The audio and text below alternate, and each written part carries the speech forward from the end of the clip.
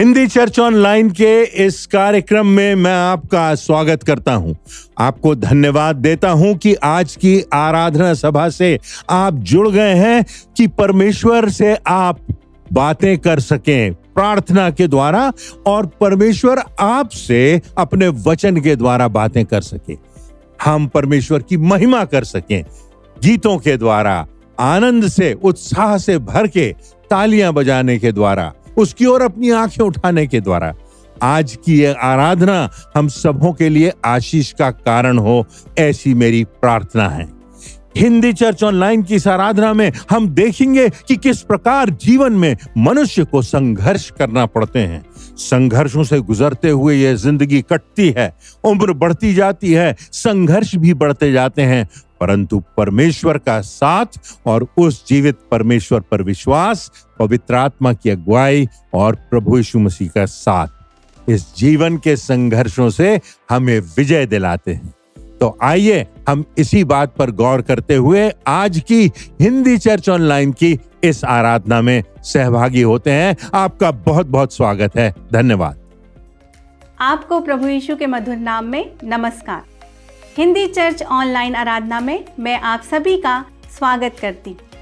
आराधना में जाने से पूर्व हम परमेश्वर की आशीष एवं उसकी उपस्थिति के लिए प्रार्थना करेंगे।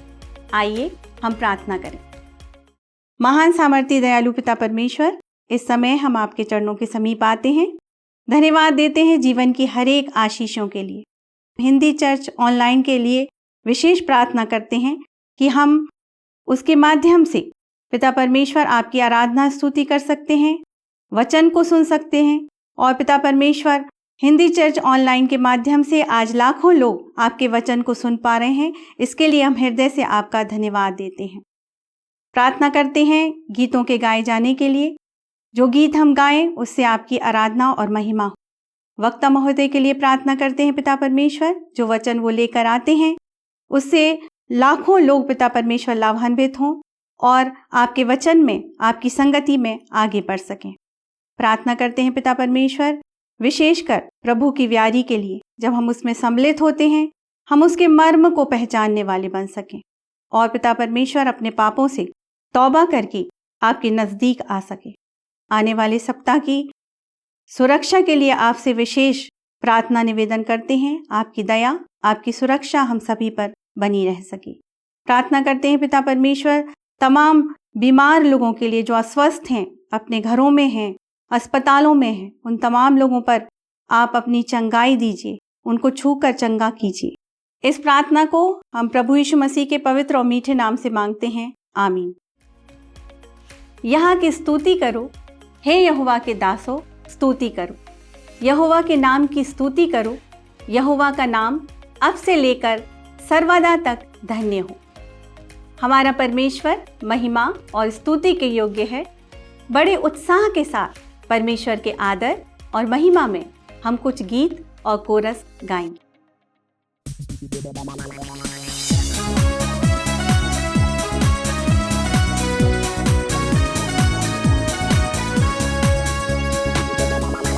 राजाओं का राजा है, ओ प्रभु का प्रभु है। राजाओं का राजा है, ओ प्रभु का प्रभु है। प्रभु यीशु मसीह, प्रभु यीशु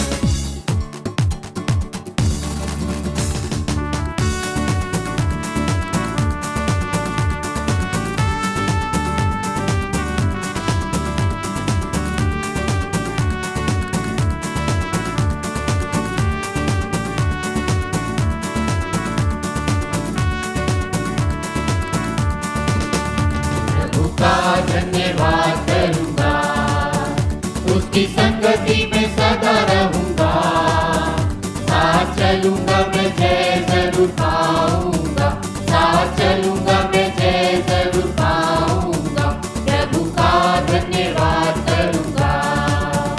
ना देगी मुझे दुनिया कभी भी कोई सुख और शांति आराम, ना देगी मुझे दुनिया कभी भी कोई सुख और शांति आराम।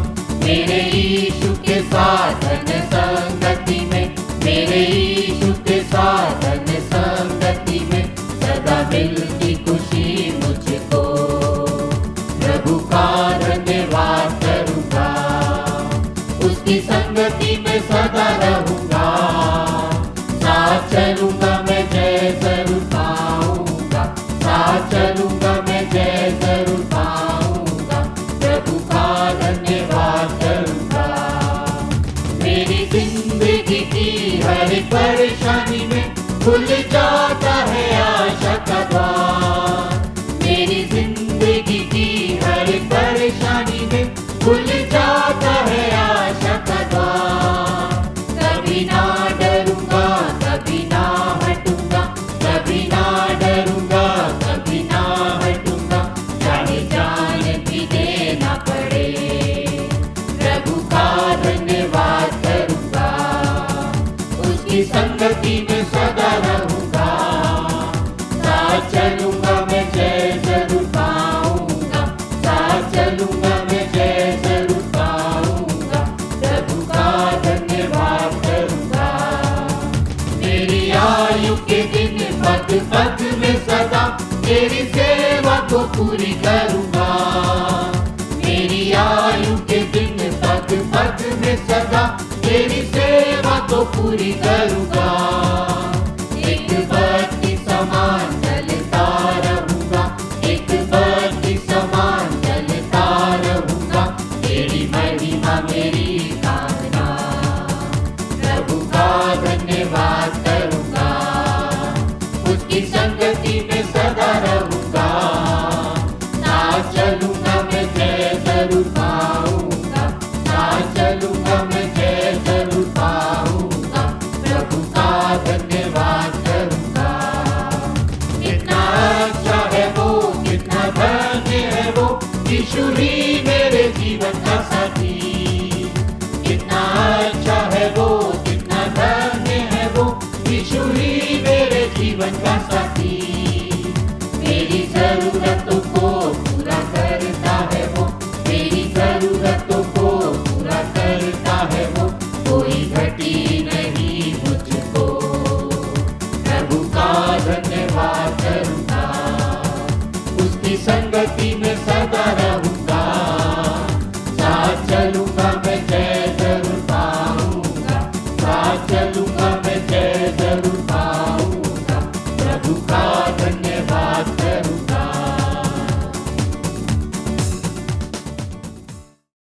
बाइबल के दूसरे भाग नए नियम में एक विशिष्ट चरित्र हम पाते हैं जिसके जीवन से बहुत कुछ हम सीख सकते हैं। उसका नाम है पौलुस प्रेरित, जिसने अधिकांश नए नियम के भाग को लिखा है। उस पौलुस प्रेरित ने अपने एक पत्र जो उसने तीमुथियुस को लिखा था, उसके दूसरे पत्र के 4 अध्याय की 6वीं आयत से 8वीं आयतों में इस प्रकार लिखा है, क्योंकि अब मैं अर्ध की नाई उंडेला जाता हूं और अब मेरे कूच का समय आ पहुंचा है, अर्थात उसकी मृत्यु का समय निकट है। वो जान रहा था। मैं अच्छी कुश्ती लड़ चुका हूं, मैंने अपनी दौड़ पूरी कर ली है, मैंने विश्वास की रखवाली की है।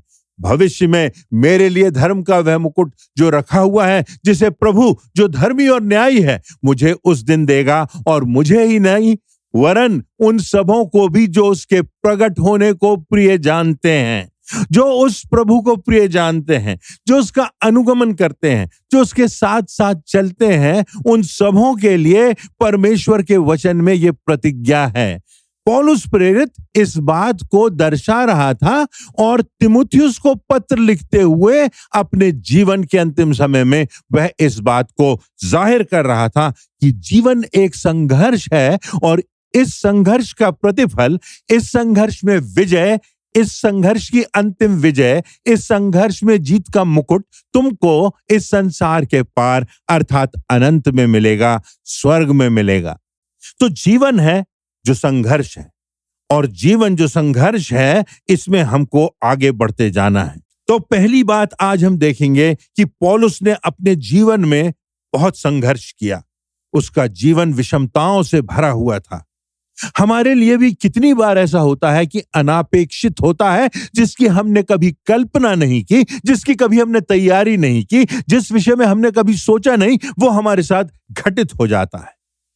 और जीवन मानो एक युद्ध क्षेत्र सा बन जाता है।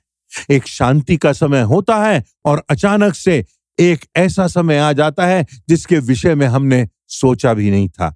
यह समय हमारे प्रिय की मृत्यु भी हो सकती है। यह समय हमारे ऊपर किसी का आक्रमण, प्रहार भी हो सकता है। यह समय हमारे चरित्र हनन का प्रयास भी हो सकता है। यह समय हमारे शत्रुओं की झूठ की विजय भी हो सकती है। और यह समय हमारे विश्वास के लिए चुनौती का समय भी हो सकता है। तो पौलुस कहता है कि जीवन जो है वो संघर्ष है, एक युद्ध क्षेत्र के समान है। और पौलुस कहता है कि मैंने अपने जीवन की अंतिम समय तक आने में अच्छी कुश्ती लड़ी है, युद्ध किया है, संघर्ष किया है। और इस संघर्ष के साथ साथ यह भी मैंने किया है कि मैंने अपने विश्वास की रखवाली की है। और इसलिए क्योंकि मैंने अपने विश्वास की रखवाली की है, मुझे वह समय आएगा जब अनंत काल में मुझे वह मुकुट मिलेगा जो प्रभु अपने हाथों से मुझे देगा। और मुझे ही नहीं, परंतु जितने उससे प्रेम करते हैं, जितने उसकी प्रतिज्ञाओं को मानते हैं, जितने उस प्रभु यीशु मसीह का अनुगमन करते हैं, जितने उस परमेश्वर के पीछे चलते हैं, उन सबों को परमेश्वर की ओर से एक मुकुट मिलेगा, एक क्राउन मिलेगा, एक ताज मिलेगा। जीवन में कई बार, यहां तक कि पुराने नियम में भी यह बात आई है, लिखा हुआ है सेनाओं का यहोवा, सेनाओं का यहोवा जो सर्वज्ञानी है, सर्व सामर्थी है, जो पराक्रमी है, वो कहता है कि मेरे पीछे आओ और जीवन में संघर्ष में आगे बढ़ते जाना सीखो। निरंतर एक संघर्षरत जीवन तो है, परंतु उसमें मेरा साथ है, मेरा हाथ है। पुराने नियम में यदि हम देखें तो बहुत से ऐसे लोग आए हैं और 200 से अधिक बार यह शब्द आया है सेनाओं का यहोवा।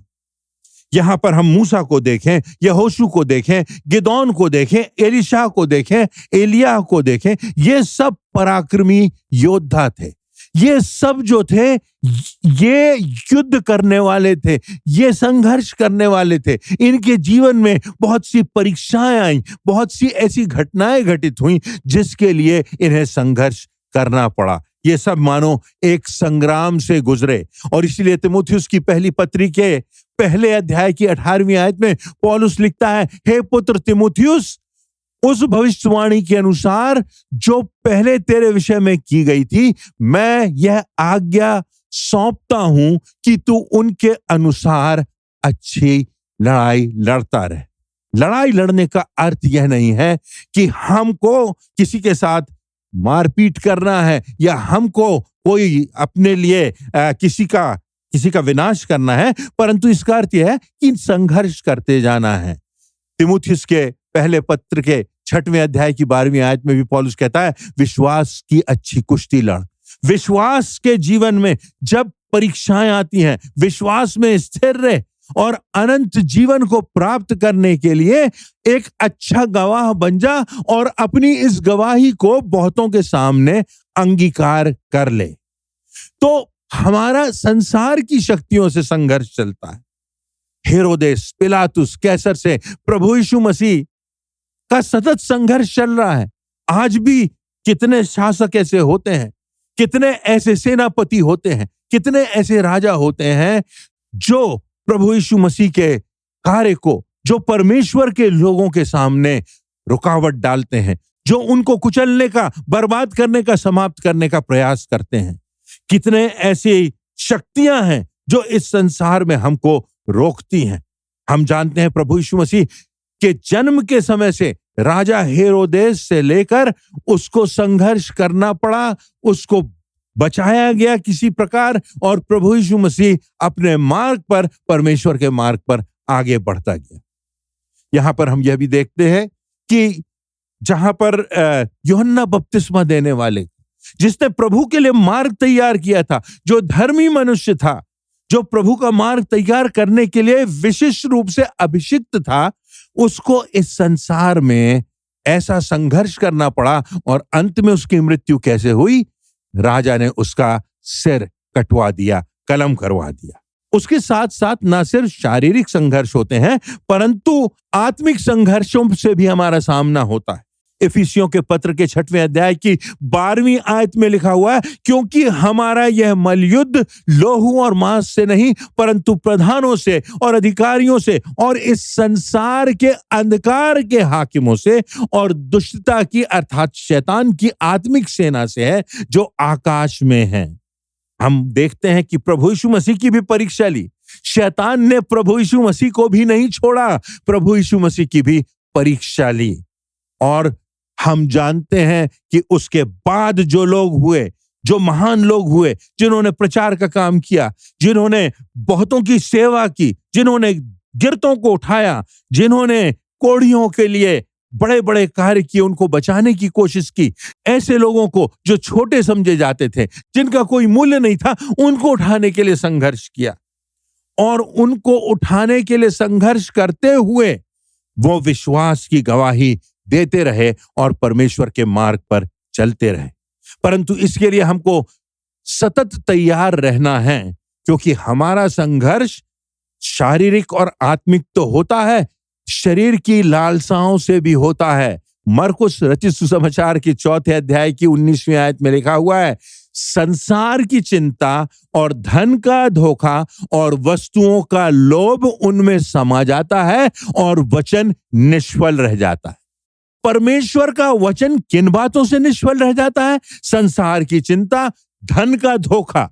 संसार की चिंता और धन से हमें सब मिल जाएगा, ये धोखे की बात है। और वस्तुओं का लोभ उनमें समा जाता है और तब परमेश्वर का वचन निष्फल रह जाता है, लिखा हुआ है। पतरस की पहली पत्री के 5वें अध्याय की 18वीं आयत में लिखा हुआ है, सचेत रहो, जागते रहो, सजग रहो, क्योंकि तुम्हारा विरोधी शैतान गरजने वाले सिंह की नाई इस खोज में रहता है कि कब किसको फाड़ खाए, कब किसको बर्बाद कर दे, कब किसको समाप्त कर दे। हमारी जिंदगी में बहुत से मानसिक संघर्ष भी होते हैं, इमोशनल, जो हमको स्ट्रेस जिसको हम कहते हैं। मानसिक संघर्षों के दौर से सारा संसार गुजर रहा है। लोग डिप्रेशन की बात करते हैं, निराशा की बात करते हैं। डिप्रेशन से शिकार कितने लोग, निराशा से शिकार कितने लोगों की संख्या बढ़ती जा रही है। और होता यह है कि डिप्रेशन में पड़ के, निराशा में पड़ के व्यक्ति टूट जाता है। प्रभु यीशु मसीह जब गेत्सेमनी बाग में थे तो उन्हें इस निराशा के दौर से गुजरना पड़ा, क्योंकि उन्हीं के लोगों ने, उन्हीं के चेलों ने उनका साथ नहीं दिया। और इसलिए प्रभु यीशु मसीह को बड़ी पीड़ा थी, और ऐसी असीम पीड़ा में प्रभु यीशु मसीह प्रार्थना कर रहा है और प्रार्थना कर रहा है, और उसका लहू पसीने से के साथ बह रहा है। ऐसी मानसिक यंत्रणा से हमारा प्रभु गुजर रहा है, और तब भी वह परमेश्वर के रास्ते पर, क्रूस के रास्ते पर, गेत्सेमनी के रास्ते पर आगे बढ़ता गया, आगे बढ़ता गया, और अंतिम विजय हुई, यहां तक कि उसने मौत को भी परास्त कर दिया। एक और बात, दूसरी बात, संघर्ष से जुड़ी हुई बात जो वचन में हमको मिलती है, कि हमको कभी हार नहीं मानना है। लिखा हुआ है, किसी ने कहा never ever give up English में, परंतु इसका मतलब यह है संघर्षों में हमको हार नहीं मानना है। हमारे साथ परमेश्वर है, अगर हम परमेश्वर का हाथ थामे हैं, उसके वचन पर चल रहे हैं, प्रभु यीशु मसीह हमारे साथ है, उसकी क्षमा की भावना, उसके प्रेम की भावना, उसकी मानसिकता हम में है, तो हमको हार नहीं मानना है। फिलिपियों के पहले पत्र के पहले अध्याय की 12वीं आयत में पौलुस कहता है, हे भाइयों, मैं चाहता हूं कि तुम ये जान लो कि जो कुछ मुझ पर बीता है उससे सुसमाचार ही की बढ़ती हुई है। क्या बीता है पौलुस पर? 39 बार उसे कोड़े लगाए गए हैं, 3 बार बेतें लगाई गई हैं, उस पर पथरवाह किया गया है, 3 बार वे समुद्री जहाज जिनमें वह यात्रा कर रहा था वे टूट गए। आप कल्पना कीजिए, समुद्र के जहाज टूट गए जिनमें पौलुस यात्रा कर रहा था। 3 बार ऐसा हुआ। उसने एक दिन एक रात समुद्र में काटा, डाकुओं के बीच में यात्रा की, अपने जाति वालों के साथ उसका विवाद हुआ, जंगलों में यात्रा की, उसको 10 से अधिक बार कैद में डाला गया। कल्पना कीजिए, जेल में, कैद में उसको डाला गया। रोम में, यरूशलेम में, सिकंदरिया में, कुरिन्थ में, इफिसुस में, फिलिप्पी में, मकिदुनिया में, क्रेते में वो कैद में रहा, वो जेल में रहा। कल्पना कीजिए किस प्रकार की उसने बातों को और अपनी जिंदगी में किन घटनाओं को सहा होगा। जब उसने प्रभु को ग्रहण किया तो इन सब से होकर के वो गुजरा, और इसीलिए वो कहता है कि जीवन संघर्ष है, तैयार रहो, आत्मिक रूप से, मानसिक रूप से, शारीरिक रूप से तैयार रहो, जागते रहो, सचेत रहो और कभी हार ना मानो। कुरिन्थियों के दूसरे पत्र के दूसरे अध्याय की 14वीं आयत में लिखा है, परंतु परमेश्वर का धन्यवाद हो जो मसीह में हमको सदा जय के उत्सव में लिए फिरता है और अपने ज्ञान का सुगंध हमारे द्वारा फैलाता है। अपने ज्ञान का सुगंध, परमेश्वर का धन्यवाद जो हमको जय के उत्सव में लिए चलता है।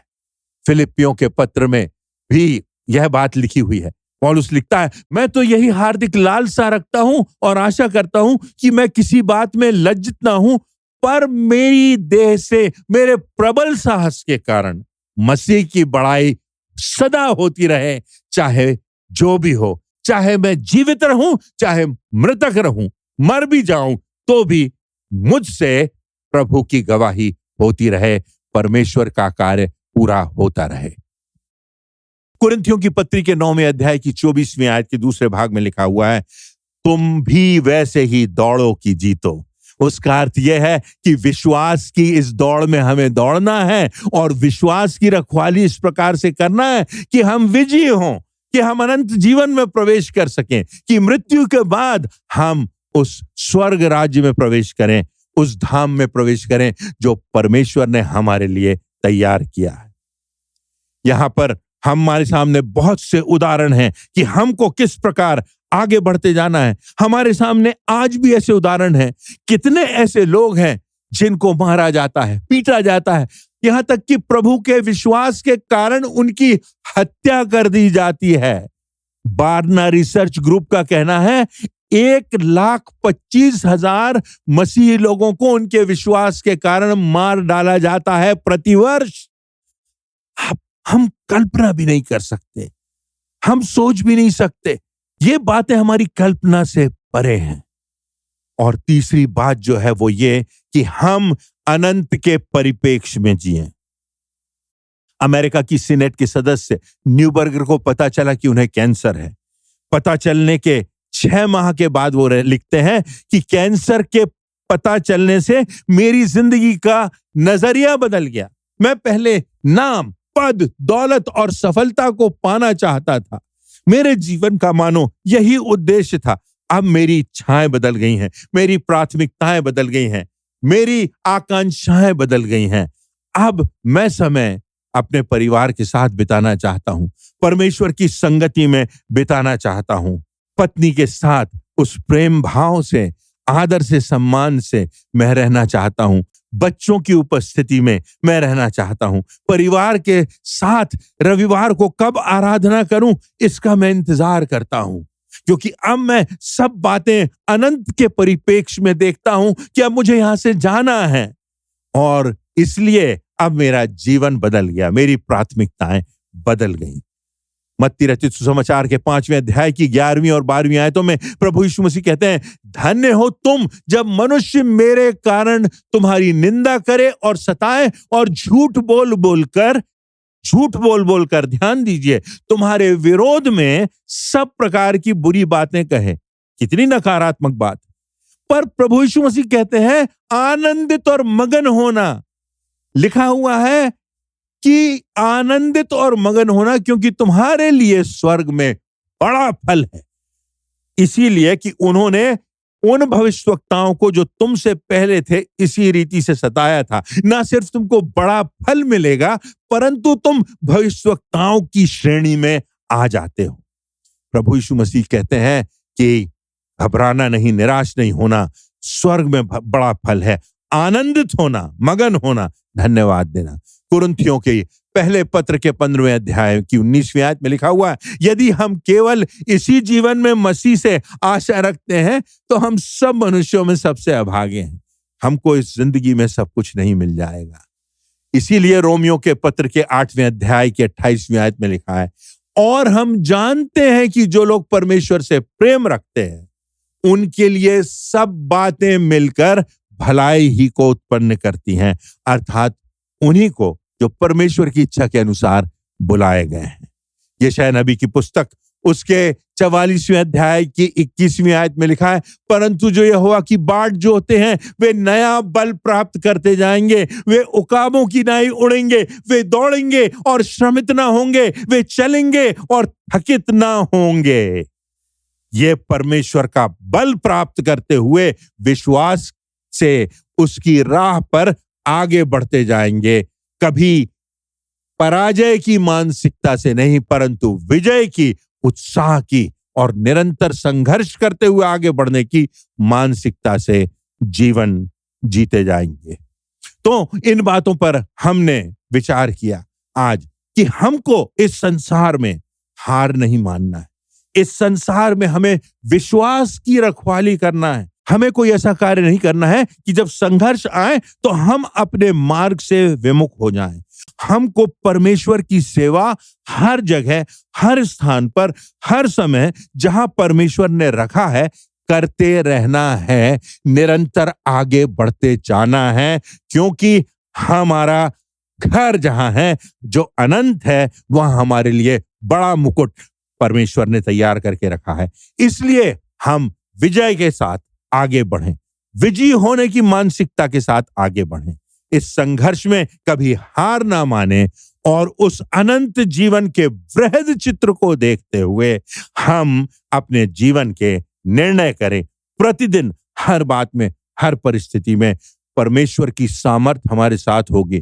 प्रभु यीशु मसीह का उदाहरण हमें प्रेरित करता रहेगा।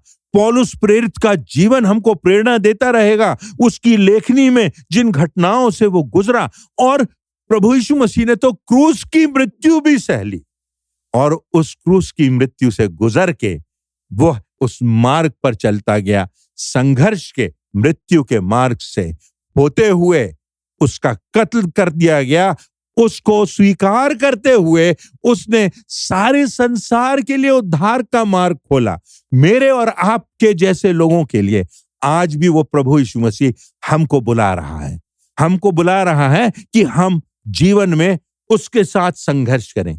देखिए, कितनी बार ऐसा होता है कि हम समस्याओं पर, विषमताओं पर अपनी शक्ति से, अपने सोच से, अपनी मानसिकता से विजय प्राप्त करना चाहते हैं, परंतु ऐसा में हमको विजय नहीं मिलेगी।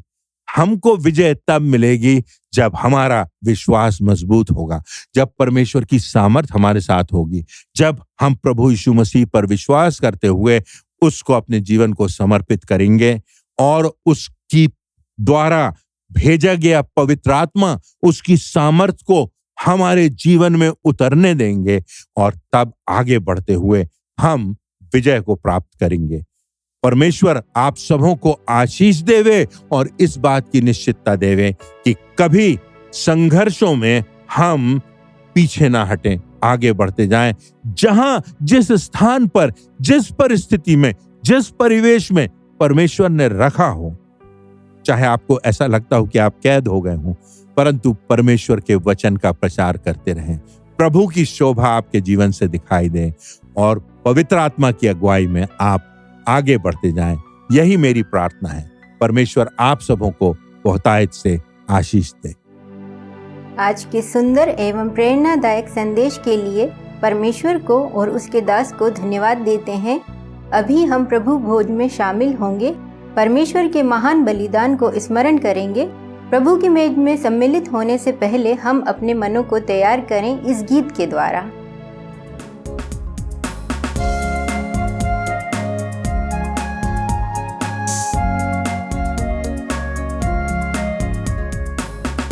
किसी बात की बड़ाई ना करे, यीशु मसीह के क्रूस को छोड़। और किसी बात की बड़ाई ना करे, यीशु मसीह के क्रूस को छोड़।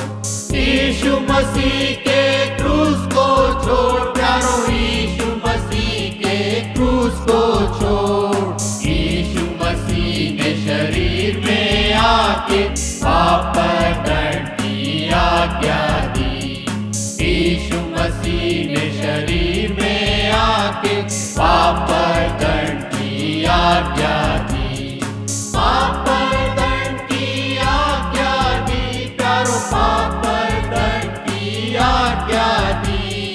जब मैं पापी हो ही रहा था, मेरे लिए वो मर गया। जब पापी हो ही रहा था, मेरे लिए वो मर गया। मेरे लिए वो मर गया प्यारो, मेरे लिए वो मर गया। उसके संग जो हम दुख उठाए, तो महिमा भी पाएंगे। उसके संग जो हम दुख उठाए, तो महिमा पाएंगे। तो महिमा भी पाएंगे प्यारो, तो महिमा भी पाएंगे। मैं तो नहीं पर यीशु मसीहा, वो ही मुझ में जीता है। मैं तो नहीं पर यीशु मसीहा, वो ही मुझ में जीता है। वो ही मुझ में जीता है प्यारो, वो ही मुझ में जीता है। और किसी बात की बड़ाई ना करे, यीशु मसीह के क्रूस को छोड़। आइए हम प्रभु की मेज में सहभागी हों।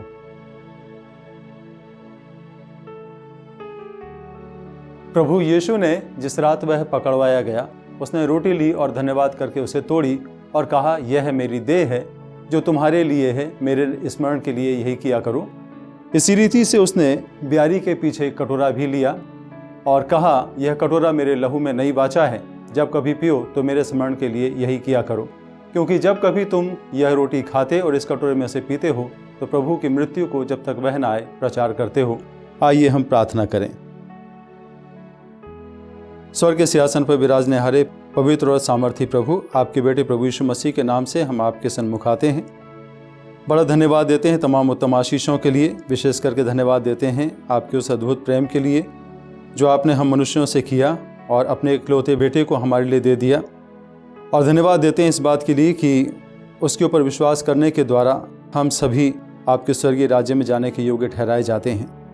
सो प्यारे पाक परमेश्वर पिता, हम आपके सन्मुख आते हैं। इस मेज में जब हम सहभागी होते हैं, हम आपके अद्भुत प्रेम को स्मरण रख सकें, आपके कार्यों को स्मरण रख सकें, और जैसी आपने आज्ञा दी है, जैसी आपकी लालसा है, हम इस संसार में जब जीते हैं तो आपके नाम का प्रचार करने पाएँ, आपके नाम के गवाह बनने पाएँ। आपको आदर मान देते हैं। तमाम उत्तम आशीषों के लिए आपको बड़ा धन्यवाद देते हैं और ये प्रार्थना और विनती आपके बेटे यीशु नासरी के नाम से मांगते हैं, आमीन।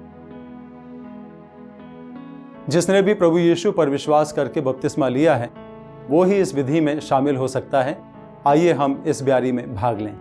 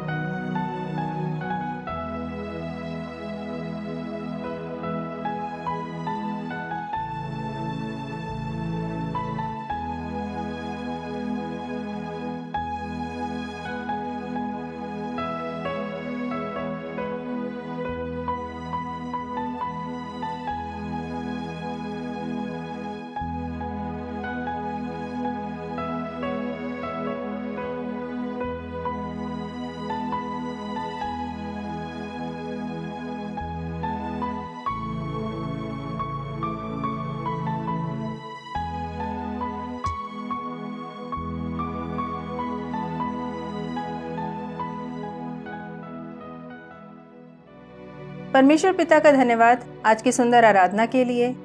निश्चित रूप से आज की इस विशेष आराधना में हम सभी आशीषित हुए हैं। परमेश्वर की उपस्थिति का अनुभव करते हुए हम अपने स्थानों पर खड़े हो जाएं और अंतिम प्रार्थना में जाएंगे। प्रार्थना के बाद हम एक कोरस गाएंगे और परमेश्वर की आशीष ग्रहण करके आज की आराधना समाप्त करेंगे। आइए हम प्रार्थना करें। पिता परमेश्वर, आपके बेटे प्रभु यीशु मसीह के नाम से आपके चरणों के पास आते हैं। धन्यवाद देते हैं आज की इस आराधना के लिए जिसमें हम शामिल हो सके। प्रभु जी, धन्यवाद देते हैं हिंदी चर्च ऑनलाइन की इस आराधना में आपकी उपस्थिति के लिए। आज के वचन के लिए धन्यवाद देते हैं जो आपके दास के द्वारा हमारे जीवन में रखा गया। उसमें आपकी आशीष का हाथ चाहते हैं।